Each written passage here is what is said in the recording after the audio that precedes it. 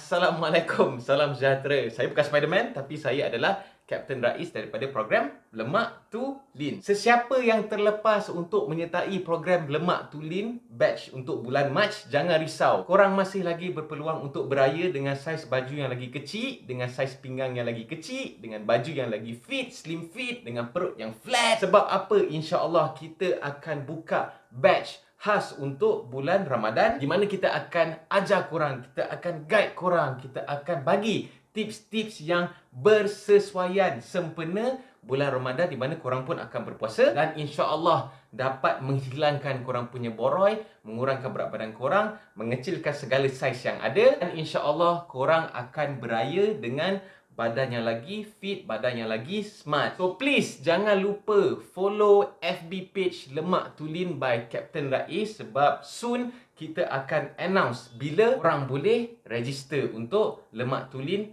Ramadan Edition. Jangan lupa follow page Lemak to Lean by Kapten Rais.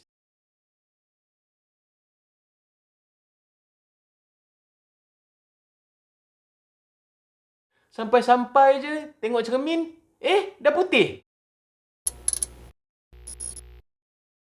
Assalamualaikum guys, salam sejahtera. Alhamdulillah, selamat kembali ke dalam channel YouTube RH TV, Rais Hamid, dan masih lagi bersama dengan YouTuber kegemaran anda. Siapa lagi? Apa hal korang ni?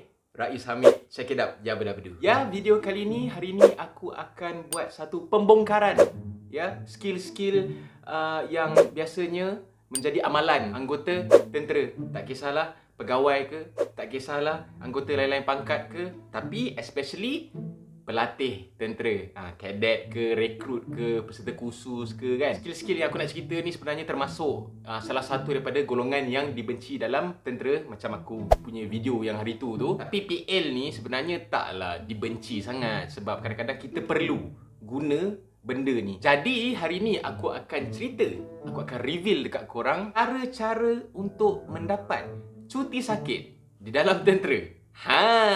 Belum tu aku nak cerita sikit lah. Dalam tentera ni, dia ada beberapa jenis MC ataupun cuti sakit. Untuk A10A ni, kalau tak silap aku, A10A ni dia macam sebenarnya kau sihat lah, sebenarnya kau tak sakit. Ataupun kau sakit tapi sebenarnya kau boleh bekerja. Bagi doktor kau tak serius sangat lah. Untuk A10B pula, kau sakit tapi kau masih perlu menghadiri sesuatu latihan atau kelas, tapi kau dapat excuse, kau tak payah buat aktiviti. Contohnya macam bila kau sakit kulit, kau tak boleh pakai uniform, tapi kau kena datang juga kelas tu, boleh pakai baju sukan. Tu nama dia A10B lah. Contohnya excuse uniform, tak boleh pakai kasut, tak boleh buat PT. So kau kena baris dekat belakang lah kalau ada pembarisan.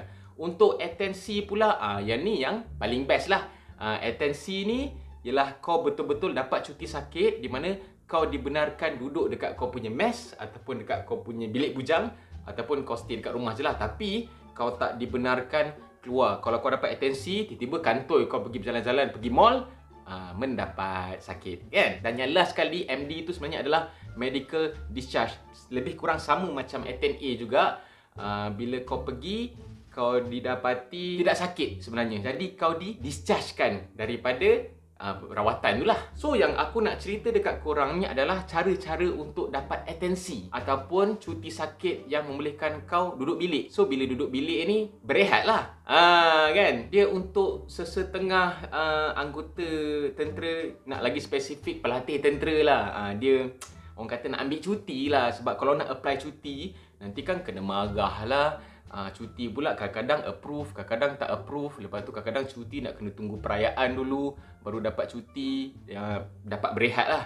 So salah satu cara dia nak dapat rehat ataupun cuti tanpa kau perlu apply cuti tu adalah dengan dapat atensi. Tapi dalam tentera ni biasalah, kadang-kadang tak sakit pun dia sakit, kan? Sebab kadang-kadang kan nak rehat. So tercetuslah beberapa skill yang digunakan supaya korang daripada sihat boleh jadi sakit. Dan bila pergi jumpa doktor, ada kemungkinan besar juga korang boleh dapat atensi, boleh duduk rumah ataupun boleh duduk mes. Terbaik. Tapi korang kena ingat tau, bila korang pergi report sick ataupun korang pergi lapor sakit lah, term yang dipakai dekat dalam tentera, korang kena melapor sakit dekat doktor yang tentera juga tau. Jadi bila tentera jumpa tentera, so lebih kurang sebenarnya dia tahulah korang punya perangai, nak mengencing, okey, malas nak kerja lah, malas nak masuk training lah. Jadi skill yang aku nak bagi tahu korang ni, kadang-kadang dia jadi, kadang-kadang dia tak jadi. Tengok nasib juga. Tapi kadang-kadang juga doktor-doktor ataupun medical officer yang terima korang punya lapor sakit ni kadang-kadang kesian je dekat korang kan. Dia tahu je korang ni sebenarnya tak sakit pun, buat sakit. Tapi bagi je lah, korang rest kan. Kang give up lah, kang keluar camp lah, fly lah. Lepas tu kang tiba-tiba THTC lah, mental lah, benda lah. So, bagi je lah satu hari cuti sakit macam tu kan. Pendek cerita, sebenarnya video yang aku buat ni telah mensabur korang lah. Aku dah sabotage semua pelatih-pelatih yang kaki repot sick, yang suka gunakan skill ni, okay, aku dah reveal. Bukan apa, maybe benda ni berguna untuk tentera-tentera yang baru nak masuk. Diorang tak tahu skill-skill. So, aku bagi tahulah. Dan mungkin juga kalau dah sabur korang tu, tak boleh buat apa lah kan. Nasib lah kan. Bukannya aku cerita pasal rahsia tentera kan. Benda-benda ni skill yang tak ada termaktub dalam undang-undang Angkatan Tentera ke, dalam pemat ke, tak ada. So, bolehlah aku cerita. Okey, nombor 1, sakit yang korang boleh berlakon dan juga ada potensi untuk mendapat atensi yang lama. 1 ke 3 hari. Yang ni paling favourite. Okey, aku sendiri pun pernah buat. Jujur, aku pernah buat benda ni. Iaitu sakit mata. Macam mana nak dapat sakit mata ni? Yang ni dia korang kena ada effort dan keberanian juga. Okey, mungkin benda ni boleh merisikokan korang punya mata. Tapi setakat yang aku pernah cuba, so far tak pernah jadi apa-apa dekat mata aku lagi lah. Alhamdulillah lah. So cara dia adalah kau sapu kau punya mata ni dengan air tembakau. Aku dulu memang merokok masa aku jadi kadet dulu. So tembakau tu, okey, korang tabur-taburkan dalam air tau. Okey, bubuh air tabur-taburkan, lenyek-lenyekkan dia, bagi dia macam larut dalam air sikit, okey. Lepas tu kau ambil air tu, kau buka mata kau macam ni, okey. Lepas tu kau sapu-sapulah dekat mata kau. Sebab tu aku cakap, benda ni kau kena berani sikit, kena hati kering sikit. Tapi berbaloi. Korang boleh dapat atensi selama 3 hari. Sebab aku tak tahu, aku bukannya doktor. Sebab ada orang cakap penyakit mata ni boleh berjangkit lah, bahaya lah dan sebagainya lah. So sebab tu lah korang boleh dapat atensi ataupun cuti sakit sampai ke 3 hari. Tapi ada risiko dia jugalah. Kadang-kadang kau dah standby dah. Sebab biasanya report sick ni pagi. So kadang-kadang bila kau dah sapu baik punya, dah merah dah. Merah, lepas tu mata pun macam susah nak buka kan. Macam terkebil-kebil kan. Tiba-tiba sampai je dekat resat ataupun rumah sakit Angkatan Tentera tu, tempat kau nak lapor sakit tu. Sampai-sampai je tengok cermin, dah putih. Kan? Always check spare lah rokok dekat dalam kau punya poket. So bila sampai je dekat resat tu, korang kena pergi toilet, tengok cermin dan check korang punya mata sama ada masih merah atau tidak merah. Kalau dia dah jadi putih balik, korang kena ulangi proses yang sama. Okey, bolehlah dapat atensi 3 hari. 3 hari gitu dekat bilik. Best. Nombor 2 adalah sakit perut. Sakit perut ni dia punya peluang untuk dapat atensi tu agak cerah juga. Dia lebih kurang macam ni lah. Benda-benda yang aku nak bagi tahu ni, okey, jenis-jenis sakit yang korang boleh buat-buat ni mostly adalah yang doktor tak boleh buktikan secara klinikal. Contohnya macam demam ke, apa benda ke, yang benda-benda doktor boleh check ni nak kena bagi betul-betul real kan. So kalau macam sakit perut ni, manalah doktor nampak kau punya perut, dalam perut macam mana kan. Melainkan kalau korang buat-buat sakit yang over sangat lah, tiba-tiba buat muka, saya tak larat apa semua. Sebab kadang-kadang ada masa dia doktor akan check korang punya najis.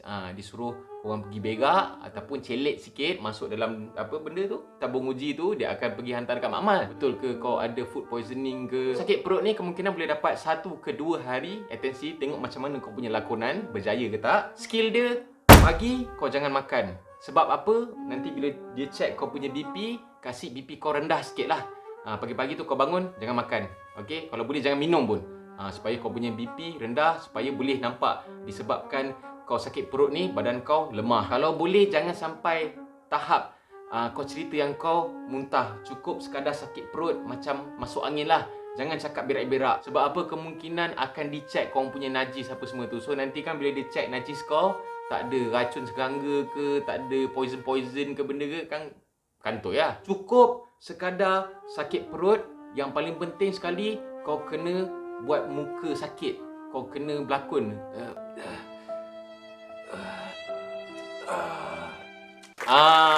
Macam tu. So far setakat yang aku pernah berlakon, semuanya Alhamdulillah menjadilah. Kau kena praktis dulu dekat depan toilet, apa benda, okey. Bibir bagi kering, bagi pucat-pucat untuk menandakan yang air banyak keluar daripada badan kau. Kau kering lah cerita dia. Perut kau masuk angin ke, perut kau mulas ke, kau pergi tahu je lah. InsyaAllah boleh dapat 1 ke 2 hari atensi. Yes. Seterusnya adalah demam. Demam ni kan dia... Demam is demam. Demam ni ialah satu penyakit yang favourite lah. Selalulah orang demam. Tapi effort engkau kadang-kadang menjadi, kadang-kadang dia tak menjadi. Sebab apa? Kalau demam, dia ada kau kena capai certain suhu. Contohnya kalau tiba-tiba kau rasa je badan kau panas, tapi sekali suhu kau 37. Dia tak kira demam teruk lah. Macam tentera kan. Takkanlah suhu 37 pun dah rasa demam teruk. Biasanya kalau kau berjaya dapatkan suhu 38, kalau dapat 39, yes. Sebab dia punya kemungkinan dia kau boleh dapat atensi 1 ke 3 hari. Kalau kau punya suhu tu sampai cecah 39, kemungkinan boleh jadi sampai 3 hari lah. Tapi janganlah effort sangat sampai kau jadi demam yang teruk sangat. Sebab nanti tahap kau kena masuk air. Bila kau kena masuk air, 1 hari suntuk, kau akan baring dekat resat tu untuk masuk air lah. Dan kau tak boleh tolak tiba, saya tak nak masuk air. Tak boleh, kau kena masuk air juga sebab doktor suruh. Kan? Tapi masih lagi kau boleh dapat atensi 3 hari lah. Tapi rugilah, tiba-tiba nak kena masuk air kan. Dah rugi, 1 hari dah kau punya atensi tu. Cara dia adalah, aku rasa dah ramai tahu. Okay, maybe yang duduk dekat asrama pun tahu. Sama ada kau tidur dengan pakai stokin yang lembap ataupun basah. Tidur bawah kipas, okay, yang ada angin. Dan satu lagi adalah kau bubuh bawang dekat ketiak engkau ataupun Colgate. Okey, bubuh dekat ketiak engkau dan tidur. Cuma Colgate tu bahaya sikit lah sebab kadang-kadang kan Colgate kan macam ada gula kan. Sekali kau bangun tengok penuh semut urung kau punya ketiak. So, pakai je bawang, play safe. Tapi mungkin kau tak selesa sikit lah tidur bau apa semua kan. Dan kalau boleh ada effort sikit, pergi dekat farmasi dapatkan termometer. Sekarang kan dah boleh beli termometer tembak apa semua tu. So, pagi-pagi tu kau pergi check kau punya suhu lepas dah tidur bersemua kan. Make sure suhu kau kalau boleh cecah 38. Baru insyaAllah ada peluang. Kau jangan minum, kau jangan makan. Itu yang penting. Sebab kau bila kau makan, bila kau minum, badan kau akan ada energi untuk nak lawan sakit tu. So, jangan makan. Pagi tu je lah. Bila kau dah dapat atensi, pergilah lepak mamak ke, makan mes ke benda ke. Kalau kau seorang penghisap rokok, yes, isap rokok. Banyak-banyak. Lagi bagus. Sampai kau punya tekak merah-merah, lagi senang kau boleh dapat. Sebab kalau doktor dia check kau punya tekak merah, dia akan tahulah kau punya demam ni jenis demam yang macam mana. So dengan makan ubat je dah boleh baik, tak payah masuk air. Tu lagi bagus lah. Tapi kalau kau tak isap rokok, janganlah kau tiba-tiba pergi isap rokok pula. Ni untuk yang smoker lah, ada chance yang lagi tinggi. So kau boleh isap rokok. Dan ingat, sampai dekat resat tu, always check balik kau punya suhu. Make sure lah cecah 38. Kalau tiba-tiba 37.6, pergi menyorok dekat mana-mana, isap rokok. Kasih kau punya suhu badan naik lagi. Check lagi. Dan juga kau kena add lip ataupun tambah lagi lakonan kau tu dengan memek muka yang lemah lah. Macam lemah. Lemah gila lah. Macam bila kau duduk dekat kerusi yang nunggu tu, kau macam... kau buat macam gigil sikit kan. Kalau ada bibir yang tebal macam aku ni, boleh buat kau punya bibir macam getar-getar sikit. Macam... Mata kuyu. Mata kena kuyu. InsyaAllah boleh dapat 1 ke 3 hari atensi dengan jayanya. Tapi ingat, always counter check kau punya suhu bila sampai dekat resat. Seterusnya adalah pening. Pening ni lebih kurang macam kalau kau dah tak ada idea lah. Ataupun kalau kau dah terdesak sangat, kau nak kena cuti ke, kau nak rehat ke, tiba-tiba macam kau mental ke, kau tak boleh nak buat training pada hari tu ke, boleh lah kau cakap kau pening. Okay, pening ni dia tak payah effort sangat sebenarnya. Sebab aku rasa kalau kau pening ke, kalau kau tak pening ke, doktor dia tak boleh tahu pun. Cuma dorang ada skala nak tengok kau ni sakit tahap mana, tengok kau punya memek muka. So buat macam pening lah. Tapi janganlah berlakon macam tak logik. Tiba-tiba kau macam sakit kepala. Janganlah macam tu. Kau macam real sikit lah. Real sikit. Kau macam macam tu kan. Kau buat-buat macam kau sakit kepala. Sebab dia sakit kepala ni dia ada banyak-banyak jenis juga. Dia ada yang jenis yang berdenyut, dia ada yang migraine. Tapi kalau kau tak ada migraine, kau jangan claim kau ada migraine. Nanti jadi susah pula. Jadi serius pula kau punya report sick tu. Ataupun kau boleh cakap lah dekat doktor tu, tak tahu lah tuan, saya macam bangun pagi tadi saya macam rasa macam melayang lah. Rasa macam melayang. Saya dah makan dah ubat apa semua, tapi macam sakit lagi lah. Macam tu. Tapi dapat tak dapat, dia punya kebarangkalian nak dapat tu susah sikit lah. Okey, susah sikit. Sebab doktor ni dia tahulah, macam aku cakap tadi lah, dia tahu tengok daripada kau punya lakonan tu. So kau kena praktis lagi dekat depan cermin ataupun depan skot-skot. Okay, berlakon depan diorang, tengok real ke tak. Tapi yang bahayanya pening ni, sebab bila kau report sick, kau kena lapor dekat duty officer ataupun DI, duty instructor. Kau kena tunjuk dekat diorang yang kau sakit lah semua lah. Kalau macam yang sakit mata tu boleh lah, ada mata merah. Kalau demam, badan kau panas. Tapi kalau pening ni, mungkin kau akan dilempang je. Dia akan tanya, dah sihat dah? Kalau tak cukup, aku nak tambah lagi. Tiba-tiba kau akan jadi sihat.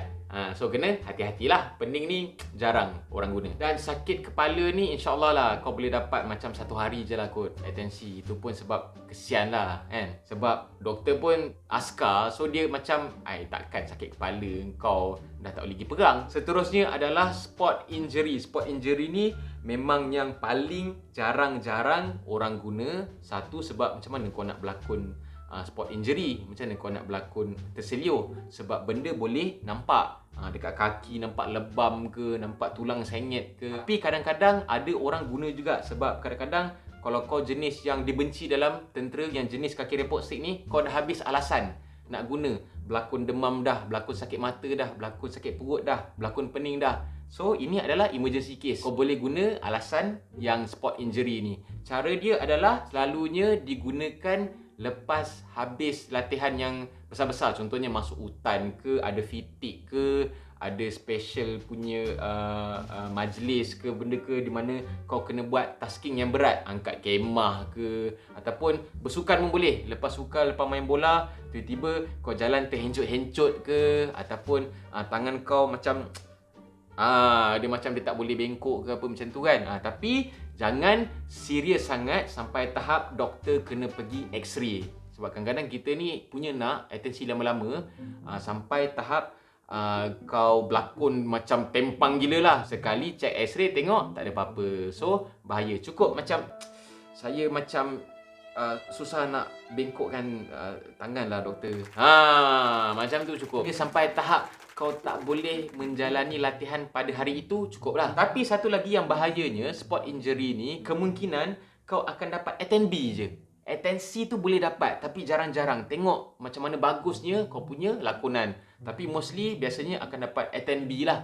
Attend B ni kau masih kena datang latihan tu, cuma kau dapat excuse lah. Kau kena duduk belakang, kau kena duduk saja. Kau maybe akan dapat excuse untuk pakai boot, so kau pakai selipar, kau duduk macam tu. So malulah, dan kawan-kawan akan tahulah kau ni berlakon kan. So bahaya, tapi siapa nak cuba boleh cubalah. Dan yang last kali ni adalah untuk perempuan. Laki jangan nak gatal-gatal pakai alasan ni untuk nak dapat atensi. Perempuan boleh cakap diorang ada period pain kan. Tambah pula doktor yang duty dekat resat hari tu adalah doktor laki. Confirm boleh dapat atensi. Biasanya 1 hari je. Sebab period pain ni biasanya dia bagi makan yang menstrual tu dah okey lah. Tapi kalau kau pergi kat doktor perempuan, memang penyakit. So cara dia adalah bila kau pergi dekat resat tu, kau usah dulu dia punya doktor yang bertugas pada hari itu siapa, laki ke perempuan. Kalau laki insyaAllah boleh dapat. Kalau perempuan kau balik je lah, mungkin kau tak dapat. Tapi kadang-kadang bila tengok dekat situ yang duty tu laki, tiba-tiba masuk perempuan, mendapat. Sebab apa? Yang duty resat tu lupa nak tukar. Sebab kau pergi report sick awal sangat, pukul 8 kau dah pergi masuk. Padahal diorang nak pergi breakfast dulu, nak pergi minum-minum. Pukul 8.30 biasa baru diorang padam board tu, baru diorang update. So nak kena hati-hati, pergi lambat sikit dalam pukul 8.30 ke macam tu ke. So kalau doktor lelaki lah, insyaAllah boleh dapat. Macam biasa, kalau perempuan, korang pun tahu kalau period pain yang real, macam mana rasa dia, macam mana gaya dia, buat muka macam lemah. Biasa, jangan makan, jangan minum pagi bagi kau punya BP tu rendah. Dan biasanya period pain yang aku tengok diorang ni suka tunduk, bukan macam macam nak jalan pun susah, macam kau punya belakang tu sakit kan, nak jalan pun susah. Dan kalau period pain, kau boleh berlakon yang paling teruk. Tambah dengan doktor laki. Sebab laki ni biasalah diorang tak tahu period pain ni macam mana. So kau boleh berlakon teruk dan kau juga boleh ceritalah, saya memang kalau period pain kadang-kadang saya teruk sangat tuan. Boleh berlakon. So insyaAllah, tapi kau berlakon teruk mana pun untuk period pain ni, insyaAllah kau dapat 1 hari saja atensi. Itu saja video aku untuk kali ini. Semoga semuanya mendapat pencerahan lah. Maybe boleh guna skill ni. Ada masa boleh guna, ada masa kau tak boleh guna. Tapi benda ni aku tak suggest korang buat. Cuma aku nak share dekat korang je lah cara-cara dia. Tapi janganlah menipu. Maybe lepas, maybe tak lepas. In the end, dekat akhirat juga nak kena jawab. Tapi satu lagi, kalau boleh, kalau kau nak berlakon, kau kena bagi tahu buddy kau. Kau jangan berlakon seorang-seorang, orang lain tak tahu. Kau kena bagi tahu buddy kau, kawan kau, supaya kawan kau pun boleh menyokong statement. Kalau tiba-tiba kau lapu sakit dekat kau punya jurulatih petugas, kawan kau ni boleh sokong kau punya statement ni. Betul Sajen, memang saya nampak malam tadi memang dia sakit, memang dia tak boleh tidur Sajen. Macam tu. So kalau ada 2 orang, seorang atau 2 orang je lah. Jangan ramai-ramai sangat. Kalau tiba satu squad kau cakap betul memang dia sakit, ramai-ramai kan. Dalam baris, betul saja memang dia sakit. Tu nampak sangat menipu lah. Okay, korang boleh share video ni. Maybe ada yang teringat balik zaman-zaman dulu kan. Zaman-zaman korang cadet ke, zaman-zaman korang rekrut ke. Alamak, ini aku lah ni dulu macam ni kan. Kan. So korang boleh share video ni. Jangan lupa untuk komen. Ada cadangan, ada sebarang pandangan ataupun sekadar nak share korang punya pengalaman menipu ni. Okay, dia bukan menipu lah, dia macam nakal-nakal lah. So boleh komen dekat ruangan komen dekat bawah. Dan every time aku akan remind korang, jangan lupa untuk like video ni. Like, tak suka pun like je lah, bukan rugi pun kan, kita tolong-tolong kan. Dan juga jangan lupa subscribe. Okay, kita semakin thanks guys yang keep on sokong, keep on support channel aku. Okay, kita semakin hampir dekat 100k subscriber. Okay, dia tak jauh dah. So please tekan subscribe, butang subscribe kat bawah. Dan jangan lupa tekan butang loceng untuk notification video-video yang seterusnya. Okay, tunggu video yang seterusnya. InsyaAllah aku akan buat lagi konten-konten yang menarik. Okay, InsyaAllah stay safe, stay healthy. InsyaAllah kita jumpa lagi. Jaga SOP. Ingat, COVID masih tak hilang lagi. Okay, kita doa supaya cepat COVID ni hilang, supaya insyaAllah kita boleh beraya nanti. Okay, Assalamualaikum. Have a nice day guys. Bye-bye. Stay safe.